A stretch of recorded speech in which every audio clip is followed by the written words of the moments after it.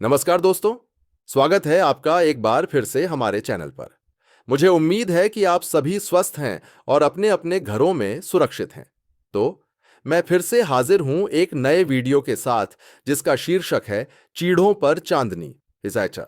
इस वीडियो में हम निर्मल वर्मा जी द्वारा लिखित एक यात्रा संस्मरण पर चर्चा करने वाले हैं जो कि नॉन चीढ़ों पर चांदनीन है। यह निर्मल वर्मा जी की एक बहुत ही खूबसूरत रचना है जिसमें उन्होंने प्रकृति को इतने भावपूर्ण तरीके से चित्रित किया है कि वह बहुत ही मन को छू लेने वाली है। राइटर ने शिमला, आसपास की पहाड़ियों और पूरे इलाके का एक मनोहारी वर्णन अपने इस यात्रा संस्मरण में किया है। इसमें वह एक यात्रा पर निकलते हैं और पहाड़ों को देखकर उन्हें अपना बचपन याद आता है। फिर अपनी यात्रा के दौरान उन्होंने इस वृत्तांत में अपने कुछ निजी किस्से लिखे और वर्णित किए हैं। इस कहानी के शब्दों को पढ़ते हुए आप इसे सीधे तौर पर देख सकते हैं, हर उस जगह के लिए जिसका उन्होंने जिक्र किया है। जैसे कि वह नारकंडा और गुलमर्ग की पहाड़ियों के बारे में बात करते हैं, हम उन्हें उनके शब्दों के माध्यम से सीधे देख सकते हैं। इस कहानी में निर्मल वर्मा जी द्वारा किया गया वर्णन इतना मनमोहक है। इस वृत्तांत के भीतर उनकी अपनी बचपन की यादें हैं। यादें कि वह बचपन में पहाड़ों पर कैसे रहते थे, वह स्कूल कैसे जाते थे और पहाड़ों को लेकर उनके क्या विचार हुआ करते थे। ठीक है, इस वृत्तांत के माध्यम से हमें उस सौंदर्य, प्राकृतिक सौंदर्य का अनुभव होता है। तो चलिए इस यात्रा संस्मरण से शुरुआत करते हैं। अक्सर कहा जाता है कि जब हम कोई यात्रा वृत्तांत पढ़ते हैं तो लेखक उसे अपनी रुचि के अनुसार लिखता है। अगर कोई लेखक किसी यात्रा पर है और उसकी रुचि किसी स्थान की प्रकृति में है तो वह उस प्रकृति के बारे में लिखेगा। अगर किसी लेखक की रुचि संस्कृति में है तो वह उस संस्कृति के बारे में एक वृत्तांत लिखेगा। तो अगर हम चीढ़ों पर चांदनी की बात करें तो निर्मल वर्मा जी ने इस यात्रा वृत्तांत में प्राकृतिक सौंदर्य के बारे में बात की है। उन्होंने पहाड़ों पर पाए जाने वाले प्राकृतिक सौंदर्य का वर्णन किया है। तो चलिए शुरू करते हैं। चीड़ों पर चांदनी में निर्मल वर्मा जी इस तरह से शुरुआत करते हैं। इन पहाड़ों के पीछे न जाने क्या होगा। वह याद करते हैं कि उनके बचपन में वह अक्सर सोचते थे, इन पहाड़ों के पीछे आखिर होगा क्या। वह हैरान होते थे और सोचते थे, पता नहीं इस पहाड़ के पीछे क्या है। वह बचपन से ही एक बहुत ही जिज्ञासु व्यक्ति थे। ठीक है, उनके अंदर एक जिज्ञासा थी, एक आंखों देखी जिज्ञासा थी कि आखिर इन पहाड़ों के पीछे है क्या। तो वह बचपन में बस यही सोचते रहते थे और बचपन की स्मृतियां उनके सामने आती है और वह उन स्मृतियों की चर्चा इस वृत्तांत के अंदर करते हैं और कहते हैं कि पहले जब वह पहाड़ों को देखते थे तो बचपन के समय में जो पहाड़ थे उनको उन पहाड़ों के अंदर अपनी माँ की सुस्ती दिखाई देती थी, क्योंकि माँ के साथ हमारा एक आरामदायक सुकून भरा रिश्ता होता है। माँ हमें हमारी नजर में सबसे खूबसूरत लगती है। तो उस समय जो पहाड़ थे उनको बेहद खूबसूरत लगते थे और वह पहाड़ के अंदर अपनी माँ का रूप देखकर उनकी जो स्मृति को देखते थे पहाड़ों के अंदर। और वह कहते हैं कि मैं पहाड़ों के साथ जो है मेरा घनिष्ठ संबंध था। निर्मल वर्मा जी का वह अपने बचपन की स्मृतियों को याद करते हुए इसका वर्णन करते हैं। अब उसके बाद वह कहते हैं कि अब तो शिमला छूट गया। ये बचपन में कहाँ रहते थे, वह शिमला में रहते थे और शिमला के पहाड़ों के अंदर ये जो अपनी माँ को माँ का प्रतीक तरीके से देखते थे उसके अंदर। और अब वह कहते हैं कि अब तो शिमला छूट गया और जब भी वह कहीं छोटी मोटी पहाड़ियों पर घूमने चले जाते हैं तो तब उनको ये सब जो ये स्मृतियां उनको याद आती है, उनको ये सब चीज याद आती है। वह छोटे बड़े हिल स्टेशन पर जाते हैं तो फिर से वही चीज दोहराई जाती है कि आखिर इन पहाड़ों के पीछे है क्या। फिर वह आगे कहते हैं उन्होंने एक किताब लिखी है, मैजिक माउंटेन नामक एक पुस्तक लिखी है। तो उस पुस्तक के अंदर क्या है, उस पुस्तक में स्विट्जरलैंड की पहाड़ियों का वर्णन है कि स्विट्जरलैंड की पहाड़ियां कैसी हैं, उनका सौंदर्य कैसा है, वह कितनी सुंदर है, मानो एक भावना है। तो यह हमारे जो लेखक हैं निर्मल वर्मा जी, वह कहते हैं कि जब स्विट्जरलैंड की पहाड़ियों का जो सौंदर्य है वह तो मैं बचपन में ही अनुभव कर चुका हूं। जो शिमला की पहाड़ियां थीं वह स्विट्जरलैंड की पहाड़ियों से कम सुंदर थोड़े ही हैं। तो ये कहते हैं कि जो मैजिक माउंटेन में टॉमस मान ने स्विट्जरलैंड की पहाड़ियों के बारे में लिखा है उसका अनुभव तो मैं बचपन में ही कर चुका हूं, ये बात कहते हैं। उसके बाद मतलब यहां पर उन्होंने क्या किया, उन्होंने शिमला की पहाड़ियों की स्विट्जरलैंड की पहाड़ियों के साथ तुलना की है। उन्होंने शिमला की पहाड़ियों का स्विट्जरलैंड की पहाड़ियों के साथ तुलनात्मक विश्लेषण कहा है और उन दोनों की तुलना करते हुए उन्होंने कहा है कि अब वह याद करते हैं कि अब अब शिमला की पहाड़ियों के बाद? अभी तो वह याद करते हैं कि बचपन में जब वह रात को उन पहाड़ियों को देखते थे, अंधेरे के अंदर पूरा अंधेरा होता था, और वह पहाड़ियां मानो ऐसी लड़की थी जिसे किसी एक ड्राइंग की सीट पर लकीर खींच दी हो, और वह लकीर पूरी दिखाई दे रही हो अंधेरे में, हल्की हल्की। तो वह उनकी मदद करते हैं, और मतलब उन्हें ऐसा लगता है कि रात के समय में जो पहाड़ी है उसने अपने आप को समेट लिया हो, और वह समेट करके हाथ जोड़कर प्रार्थना कर रही हो। ऐसे उन्हें वह पहाड़ी दिखाई देती थी, और जो धरती है वह दिखाई देती थी जैसे धरती मानो घुटने टेक कर बैठ गई हो और वह प्रार्थना कर रही हो। ऐसा उन्हें याद आता है। ये मतलब उन्होंने अपने शब्दों से ही, इन शब्दों के जरिए ही ऐसा वर्णन किया है, निर्मल वर्मा जी ने किया है, कि हमें हर स्थिति का यथार्थ, यानी जो रियलिटी थी कि नॉर्मल पहाड़ हैं, अंधेरा हो रखा है, पहाड़ियां इतनी अपार हैं, उसमें अंधेरे में दिखाई नहीं देती, लेकिन उसी यथार्थ की सुंदरतम अभिव्यक्ति जो हो सकती है वह यहां पर निर्मल वर्मा जी ने की है। और उन्होंने कहा है कि वह पहाड़ियां इतनी सुंदर दिखाई देती थीं कि मानो किसी ने ड्राइंग शीट पर एक लकीर खींच रखी हो। ठीक है, अब उसके बाद वह बात, वही रात के बाद अब आते हैं दिन की बात पर। वह सुबह की बात करते हैं। वह कहते हैं कि हम सब जानते थे, और जब हम सुबह का वह दृश्य देखते थे तो सुबह का दृश्य बिल्कुल अलग हो जाता था। तो वह बिल्कुल एक अलग ही किस्म का दृश्य होता था, और हम ये सोचते थे कि क्या ये वही दृश्य है, क्या ये वही जगह है जहां रात को थे, कहीं जगह बदल तो नहीं गई है। मतलब उनको भी आश्चर्य होता था कि कितनी सुंदर और कितनी मनभावन यह जगह है, कितना सुंदर दृश्य है। उनकी धड़कन उसको देखकर रुक जाती थी, और वह कहते हैं कि मतलब इतना सुंदर दृश्य होता था कि वह अपने भाई बहनों के साथ मिलकर के खिड़की पर जाकर उस दृश्य को निहारते रहते थे। और जो पहाड़ रात को एक लकीर के समान दिखाई दे रहे थे, अब वह एकदम साफ सुंदर बर्फ से ढके हुए दिखाई देते हैं, और ऐसा लगता है मानो कि उन्होंने मास्क पहन रखा हो। वह उन्होंने बर्फ से अपने आप को ढका हुआ है, तो मास्क जैसा प्रतीत हो रहा है। जो पगडंडियां होती थीं, छोटे छोटे रास्ते होते थे जिससे वह स्कूल में जाते थे, वह भी पूरे पहाड़ों से ढक चुकी है। जो एक डाकखाने का जो ढांचा होता था वह भी पूरा बर्फ से ढक चुका है, और जो पानी का लंबा ढांचा होता था वह तक भी बर्फ ने चारों ओर से घेर लिया है। तो ये उन्होंने बताया है सुबह के दृश्य का, कि सुबह जो रात को बर्फ पड़ती, अब सुबह हो गया, पूरा इलाका बर्फ से ढक गया है। और वह बहुत जिज्ञासु होते हैं, तो फिर से सोचते कि क्या ये वही जगह है जो मैंने रात को देखी थी। ये तो पूरा ही डिफरेंट, पूरा ही अलग दिख रहा है। अब उसके बाद वह कहते हैं कि एक वहां पर टेलीग्राम का तार होता है जिसके द्वारा वह संदेश भेजते हैं। तो टेलीग्राम का तार है वह भी पूरा बर्फ से ढककर इतना मोटा हो गया है, और उस पर कुछ बूंदें, पानी की बूंदें हैं, वह टपक रही है। तो वह दूर से ऐसा प्रतीत होता है मानो कोई गिलहरी उस पर उल्टी लटकी हुई है। तो इतना सुंदर जो है, उन्होंने इस दृश्य का वर्णन किया है इतने सुंदर तरीके से। अब उसके बाद वह दूसरी बात को शुरू करते हैं। वह सुबह की बात कर ली, अब वह दोपहर के समय का वर्णन करते हैं कि शिमला की पहाड़ियों में दोपहर का समय कैसा होता है। तो उन्होंने कहा कि दोपहर के समय धूप आ जाती है, और दोपहर के समय ऐसा लग रहा था मानो आकाश है वह बादलों के ऊपर जाकर के धूप ले रहा हो। ठीक है, ऐसा प्रतीत होता था, और ऐसा लगता था जैसे कि बादल जो है, वो बादल तो पहाड़ के ऊपर होते हैं, और ऐसा लगता था जो पहाड़ की चोटियां हैं वह बादलों में से निकल करके धूप लेने की कोशिश कर रही हैं, और रंग बिरंगे बादल हैं, सफेद ऐसे पाउडर की तरह पूरे एरिया में घूम गए हैं। और बर्फ और बादल का जो है खेल निरंतर चलता रहता था। ठीक है, बर्फ और बादल एक दूसरे में पूरा मिल जाते थे। ऐसा लगता था कि मतलब बर्फ और बादल के बीच में अंतर कर पाना काफी कठिन होता था, और यह जो खेल है वह निरंतर चलता रहता था। अब बात करते हैं कि अप्रैल के समय वह गए थे एक बार जम्मू कश्मीर। निर्मल वर्मा जी अप्रैल के समय जम्मू कश्मीर गए थे। कहां? जम्मू कश्मीर में गुलमर्ग गए थे, और वहां पर एक होटल में रुके थे। ठीक है, तो वह एक होटल में रुके, तो वहां पर कोई टूरिस्ट नहीं था उस समय पर। वह अकेले अपने कमरे में थे, और वह दृश्य का जो है नजारा ले रहे थे।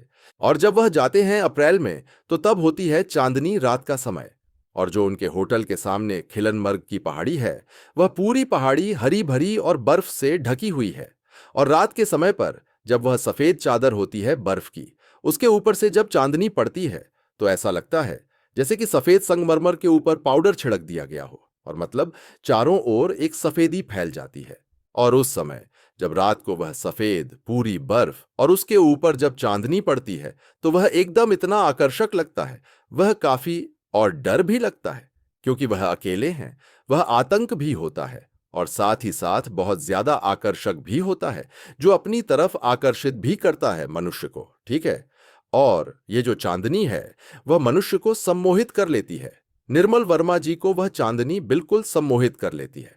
इतनी सुंदर चांदनी होती है और उन्हें ऐसा लगता है जैसे कि चांदनी होटल के जो है कमरे की खिड़की तक आ गई हो। और उन्होंने चांदनी को एक अद्भुत माया जाल के साथ कहा है कि यह चांदनी एक अद्भुत माया जाल है जिसके अंदर हम फंस के रह जाते हो।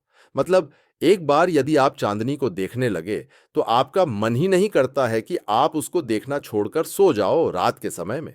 ठीक है। तो उनका ऐसा मन करता है कि चांदनी को देर तक देखते रहो। और यह चांदनी है वह अपनी एक अमिट छाप जो है छोड़ जाती है। तो यह तो बात हुई अप्रैल में उनके जम्मू कश्मीर के दौरे की। उसके बाद वह फिर से वापस बचपन में चले जाते हैं। और वह बचपन में कब चले जाते हैं? उन्हीं की याद से वह भीमताल तक आते हैं। ठीक है। वह अचानक से भीमताल घूम रहे हैं और उस समय वहां से आते आते हुए उन्हें अपने बचपन की यादें आती हैं। और वह याद करते हैं कि उनका स्कूल होता था, वह झाकोली की पहाड़ी पर उनका स्कूल होता था। वह स्कूल से शाम को पगडंडी के रास्ते जब अपने घर पर आते थे, वह किस प्रकार अपने जो है बैग को घुमा घुमा कर उसके साथ खेलते हुए आते थे। और याद करते हैं जब वह चीड़ों से भरी पहाड़ियों से होकर गुजर रहे होते तो उन्हें पर्वत दिखाई देते हैं। और वह याद करते हैं कि मतलब कैसे कैसे जगह थीं, तो कितने सुंदर पर्वत होते थे उनके रास्ते में बचपन के समय में। और वह जो नंदा कोट, नंदा घुंटी, त्रिशूल, ये सारे पर्वत हैं, उनको जो है वह बहुत प्यार करते हैं। उन्हें पर्वत बहुत सारे दिखाई देते हैं। तो वह कहते हैं कि कुछ पर्वत ऐसे लगते हैं, एक पर्वत तो उन्हें दिखाई देता है बहुत ही महान, मतलब बहुत ही विशाल, एक भीम रूपी पर्वत नजर आता है। ऐसा लगता है कि वह पर्वत भीम की तरह सिर आकाश की ओर उठाए हुए हो और वह पूरा ऐसे जो है फैला हुआ हो। ऐसा प्रभावशाली पर्वत उन्हें दिखाई देता है। उसके बाद उन्हें दूसरा पर्वत दिखाई देता है जिसको वह कहते हैं ऐसा लगा जैसे किसी पक्षी के धुले हुए जो है पंख रह गए हों। इस प्रकार से उन्हें एक पहाड़ दिखाई देता है तो बिल्कुल पंख होता है और ऐसा लगता है जैसे कि किसी पक्षी के पंख अधूरे रह गए हों। तो ये वर्णन वह किसका करते हैं? जब वह भीमताल तक आते हैं, नैनीताल से उस समय का। अब उसके बाद जब वह स्कूल से आते समय उन्हें कुछ गांव दिखाई देते हैं।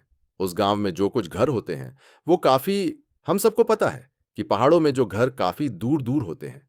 तो उनको वह कहते हैं कि गांव के बीच में जो उन्हें घर दिखाई देते हैं, उन घर की छतों को वह किस प्रकार कहते हैं? वह कहते हैं कि वह घर की छतें ऐसे लगती हैं मानो कि ताश के पत्तों को किसी ने बिखेर दिया हो, कि दूर दूर हैं सारे, ऐसा लगता है। और जो घर की नीली छतें हैं वह इतनी हल्की थीं मानो कि गुब्बारे तैर रहे हैं हवा में। ये घर की जो नीली छतें हैं वह गुब्बारे जैसी लगती थीं और उन्हें एक बार तितली जैसी लगती है, फिर उन्हें वह बादल के समान प्रतीत होती है। नहीं, देखिए, अगर की छत है फिर उसके बाद वह बादल कहता है कि वह सफेद है। यह बादल और दूर से तो ऐसी लगती जिसे मटमैला सा रहित होता है, कि मैली सी दिखती है, जैसे उनको जगह जगह घर की छतें जो हैं वह दिखाई देती हैं। वह इसको सोचते हैं और फिर उसके बाद वह गुबाई बारिश है। उनको जब सारे घरों को एक साथ अलग अलग छतों को देखते हैं तो वो ऐसा प्रतीत होता है मानो कोई पिरामिड बन रहा हो, पिरामिड का जो है निर्माण हो रहा है। अब उसके बाद निर्मल वर्मा जी पहाड़ों की छाया की बात करते हैं कि पहाड़ों पर जो छाया और जो धूप आती है उसके बारे में। उन्होंने कहा कि जब शाम होती है तो वहां जो पहाड़ हैं उन पर ऐसा लगता है मानो कि जैसे जो धूप है वह धूप मतलब नीचे उतर रही हो, क्योंकि अंधेरा होता जाता है तो ऐसा लगता है कि वह जो है धीरे धीरे नीचे उतर रही है और शाम जो है वह छा रही है, जैसे जो दूध की सतह ऊपर से नीचे सरकती है। तो उन्हें पहले लगता है कि वहां पर कुछ मानो सेब के बगीचे होते हैं। ठीक है। कोट घर में कुछ जो है सेब के बगीचे होते हैं और उन्हें ऐसा लगता है कि जो सेब के बगीचों की जो पेड़ों की टहनियां हैं, उन टहनियों में से जो है धूप जो है वह सनसनाती हुई जा रही है, यानी धीरे धीरे खत्म होती जा रही है। फिर उसके बाद उन्हें लगता है कि जो रानी खेत है, ठीक है, रानी खेत जगह का नाम है। तो रानी खेत में कुछ चीड़ के पेड़ हैं और चीड़ के पेड़ के ऊपर जो कुछ मुश्किलें, सुई नुमा पत्ते, जो चीड़ का पेड़ होता है उस पर रोनेदार पीले पत्ते होते हैं, सुई के जैसे, ठीक है। तो उन्हें लगता है कि वह जो धूप है और रानीखेत में जो पेड़ हैं, उन पेड़ों की जो पीले पत्ते हैं, उन पत्तों से जो है छन छन करके जो है धूप नीचे की ओर गिरती जा रही है, धूप खत्म होती जा रही है। इसके बाद रात होने लगती है। धूप खत्म होने के बाद धीरे धीरे रात छा जाती है और ऐसा लगता है कि मानो जो धूप है उस धूप ने ही अपना रंग बदल लिया हो, कि दिन में जो है पूरी रोशनी दी और अब जो है धीरे धीरे अंधेरा होता जा रहा है और वह धूप भी एक तरीके से रात में बदल गई है। इसके बाद जो अगला वर्णन किया है निर्मल वर्मा जी ने, वह किया है जो वह कालका से शिमला के बीच एक जगह है, सोलंग वैली, ठीक है। वह सोलंग वैली में जा रहे होंगे, तो उस समय पर उन्होंने वर्णन किया है। उन्होंने कहा कि सोलंग वैली बिल्कुल ऐसी थी, मतलब बिल्कुल निर्जन, वहां आधा भी नहीं, कोई व्यक्ति वहां पर मौजूद ही नहीं था, बिल्कुल एकदम वीरान, एकदम सन्नाटा। और वहां पर अंग्रेजों के जमाने की बनाए हुए कुछ कोठियां वहां पर मौजूद थीं, कुछ पुरानी बिल्डिंग वहां पर मौजूद थीं, ठीक है। और वहां पर सब लिखा हुआ था टू लेट, यानी कि वह सब किराए पर मौजूद थीं। लेकिन यहां पर कोई निवास करने वाला ही नहीं था, एकदम नीला, बिल्कुल सन्नाटा वहां पर था। उस जो पहाड़ियां थीं वहां पर सोलंग वैली की, वह भी पहाड़ एकदम खामोश। वहां पर सिर्फ जो रात को गुपचुप चरवाहे होते थे और चरवाहों की जो है गीत सुनाई पड़ते थे, वही रात के समय। और कुछ मोटर के रोड वहां पर बने हुए थे कि अगर कोई जगह तो वहां पर मोटर के रोड या पक्के रास्ते हैं तो वहां पर कुछ मोटर के रोड होते हैं, ठीक है। एक जगह थी वहां पर सोलंग वैली में, खोखर नाम है उसका, एक प्रॉपर्टी है, एक लोकल एरिया है खोखर। उसके चारों ओर जो है चीड़ के पेड़ बने हुए हैं, जगह जगह पर उसके चारों ओर सोलंग वैली में चीड़ के पेड़ बने हुए हैं। और वह चीड़ के पेड़ भी जो वहां पर है वह भी एकदम खामोश है, एकदम शांत है। और पूरा वहां पर जो है सफेद पत्थर, पत्थर भी आशा के अनुरूप हुआ था। और उस सफेद पत्थर पर बारिश के कारण वहां पर एकदम काई जम गई है, वह पत्थर एकदम गंदा हो चुका है, ऊपर से पत्ते गिर रहे हैं। तो वहां पर पूरी जगह गंदगी फैली हुई थी और उस सफेद पत्थर के ऊपर कुछ नाम लिखे हुए थे। अब वह नाम के बारे में क्या कहते हैं? नाम के बारे में निर्मल वर्मा जी कहते हैं कि मेरे लिए भी और उस नाम के लिए भी, हम एक दूसरे के लिए, हम दोनों बिल्कुल, हमारा कोई अर्थ ही नहीं है। हम दो मीनिंगलेस एक दूसरे के लिए। क्यों? नाम को और मुझसे कोई फर्क नहीं पड़ता है। मुझे भी वह क्या नाम लिखा है उससे कोई फर्क नहीं पड़ता। ये बात जो है निर्मल वर्मा जी कहते हैं। अब उसके बाद जो है अगला नारकंडा का, ठीक है। तो नारकंडा की पहाड़ियों का वर्णन किया है। नारकंडा में एक डाक बंगला होता था, ठीक है। वो डाक बंगला कितनी ऊंचाई पर? वह 9,000 फीट की ऊंचाई पर डाक बंगला था, ठीक है, जहां पर वह गए थे रहने के लिए। और वहां पर एक मंदिर था, बहुत ही सुंदर मंदिर था। उस मंदिर में जो है क्या करते, तो इस मंदिर की दीवारें थीं, वह रंग बिरंगे कपड़ों से जो है वह ढकी हुई थीं, क्योंकि वहां पर यह मान्यता थी कि जो भी लोग आकर के हैं वह एक कपड़ा जो है उसकी दीवार पर बांध करके चले जाते। तो वह पूरी दीवारें थीं इन सुंदर रंग बिरंगे कपड़ों से ढकी हुई थीं। और रात के समय में अंधेरे में कुछ दिखाई तो देता नहीं था, तो वह कपड़े तो दिखाई नहीं देते, लेकिन जो हवा चलती थी और जो कपड़ों की जो आवाज होती थी, कपड़ों की जो सरसराहट की आवाज होती थी, जो कपड़े हवा से लहराते थे, उनकी जो है आवाज को एकदम क्लियरली, बहुत ही सुंदर तरीके से सुनाई पड़ती थी। वहां पर बस के चलने की आवाज आती थी और ऐसा लगता था कि मानो धूप भी, देखो, जैसे जो पहाड़ होते हैं, ठीक है, ऊपर तो धूप रहती है, लेकिन नीचे धीरे धीरे जो है घाटियों में धूप खत्म होती चली जाती है और घाटियों में जल्दी अंधेरा होता है, ठीक है। अब डाक बंगला है। डाक बंगले के अंदर रात में कोहरा काफी ज्यादा दूर तक छा जाता है और धुंध इतनी घनी होती है कि चाहे आप उसको चाकू से काटो, मतलब इतनी गाढ़ी होती है कि आप चाकू से उसका सिलहूट काट कर उसके अंदर आकृतियां भी बना सकते थे। अब उसके बाद नारकंडा के बाद जो है अगला वर्णन किया है, वह वर्णन किया उन्होंने डलहौजी के बारे में, ठीक है। उन्होंने कहा कि वह डलहौजी घूमने गए तो डलहौजी में उन्हें नारकंडा की रात याद आती है, ठीक है, नारकंडा की याद आती है। तो वह सोच रहे हैं कि जो धुंध है वह हमेशा नहीं रहती थी, कि धुंध सुबह खत्म हो जाती है, रात को धुंध पड़ती है, सुबह जैसे ही सूरज निकलता है वैसे ही धुंध खत्म हो जाती है। अब वह कहते हैं कि भीमताल के अंदर जो है धीरे धीरे धूप नीचे उतरती है, धीरे धीरे धुंध जो है आती है और जो धूप है वो ऐसे लगती है जब सुबह उठे तो धुंध के अंदर से सफेद किरणें फैली हुई हों चारों ओर। कोमल किरणें जो है वह चारों ओर फैल रही हो, और उसकी वजह से जो फूल पत्तियां हैं वह झिलमिला रहे हैं उस धूप की वजह से। ठीक है, सब कुछ इतना सुंदर होता है। अब वह कहते हैं कि जो और निर्मल वर्मा जी का घर था, वहां घर से थोड़ी दूर पर क्या थी? एक झील थी। कि निर्मल वर्मा के घर से थोड़ी दूर पर एक झील थी, और उस झील के पास क्या था? उस झील के पास एक टापू भी था। उस टापू पर क्या होता था? वहां पर भी पूरा सन्नाटा था। वह भी कुछ अनोखा था। वहां पर कुछ टूरिस्ट जो आते हैं उनको घुमाने के लिए कुछ नावें खड़ी थीं, कुछ नावें खड़ी हुई थीं। ठीक है, वहां पर एक नदी थी जिसके अंदर जो टूरिस्ट को सैर कराते थे वह गए थे। वहां पर बहुत सारे गूलर के पेड़ थे, और रात के समय टप टप टप की आवाज आती थी। वह टप टप टप के बाद किस चीज की? जो नदी के अंदर जो गूलर के जो फल होते थे, ठीक है, जो गूलर के फल वह टूट टूट करके जो है नदी में पड़ते थे। और उसकी जो रात को जो आवाज आती थी वह आवाज बहुत अच्छे गीत सुनने में बहुत अच्छी लगती थी। और इसका भी वर्णन जो है निर्मल वर्मा जी ने किया है। और उसके बाद वह कहते हैं कि इस झील की जो गूलर का पेड़ है, वहां पर गूलर का पेड़ था, और रात को जो लहरें उठती थीं इस नदी के अंदर, वह लहरें, इतना उनका शोर था, वो काफी हृदय को भाने वाला जो है वह छोर था। और फिर वह बताते हैं कि पहले के समय में उनके घर के सामने क्या था? एक दलदल था। ठीक है, दलदल था, वहां पर पूरा कीचड़ रहता था, पैर ढंसते थे। लेकिन अब जो है, अब वह दलदल सूख चुका है और वहां पर एकदम सूखी जमीन हो चुकी है। क्योंकि जो आसपास की जगह थी वहां पर पानी की आवश्यकता थी, तो वहां से दलदल से पानी निकाल करके उनको दे दिया गया, और वह जो है जमीन तो सूखेगी ही। अब रात को ऐसा लगता है मानो कि जो झील है, झील का जो पानी है, जो नदी का जो पानी है, वह और आकाश मानो एक हो गए हों। यानी जब झील का पानी होता है उसका रंग भी अंधेरे के कारण एकदम डार्क, गहरा नीला प्रतीत होता है, और आकाश भी रात के समय में ऐसा ही लगता है। तो ऐसा लगता है दूर से देखने पर मानो आकाश और जो झील है वह आपस में मिल गए हों, वह एक रंग के हो जाते हैं। आकाश और झील का अंतर ही समाप्त हो जाता है। अब टापू पर रात को गूलर के फल गिरने की आवाज के बारे में बताते हैं। उसके बाद वह बताते हैं कि उनके घर के सामने थोड़ी दूरी पर एक बाजार होता है और पास में बस अड्डा है।